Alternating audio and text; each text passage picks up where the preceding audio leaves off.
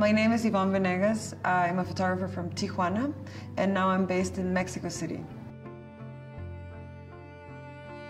I think that the first moment that I discovered that I had a voice was the moment when I started to see, I started to do a portrait project, a one-year portrait project in 1994. And I saw this, I started to see images that were quote-unquote mistakes.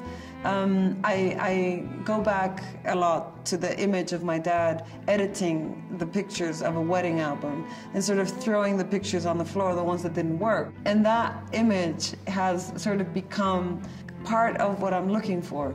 Like all the stuff that gets thrown out that doesn't sort of belong in that memory that he was constructing. I was curious why, or how, what would that memory look like?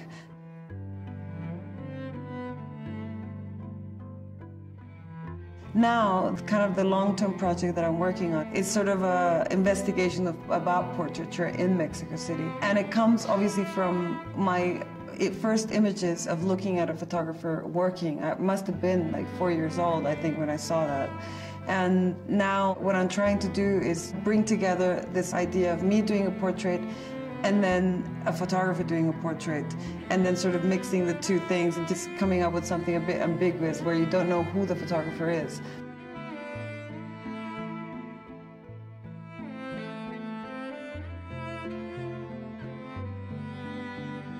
It's part of the culture that a girl turns 15 and has this great party and she dresses like a princess, and it's sort of the first time that you get introduced into society as a young woman. What I really like to look for is, no matter how made up they are, looking for those moments where they're not prepared for the camera, or the fragile moment.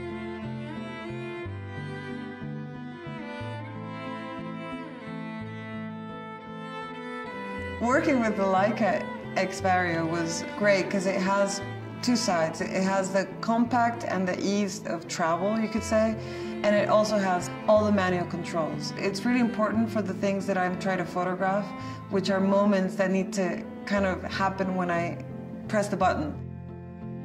When Leica asked me what was the perfect mistake, I thought of an image of a little girl in the studio, which obviously was me. I didn't immediately think it was going to be my daughter, but when I did it, it made total sense. It was important to me to see her in that studio and sort of photograph her kind of being photographed by my father almost as a self-portrait, because I was her age when I was growing up in that studio. I think it's my favorite image of the whole series, because it's obviously my self-portrait as a child in my dad's studio, in my dad's hand. I was really happy I managed to get it, to get that picture.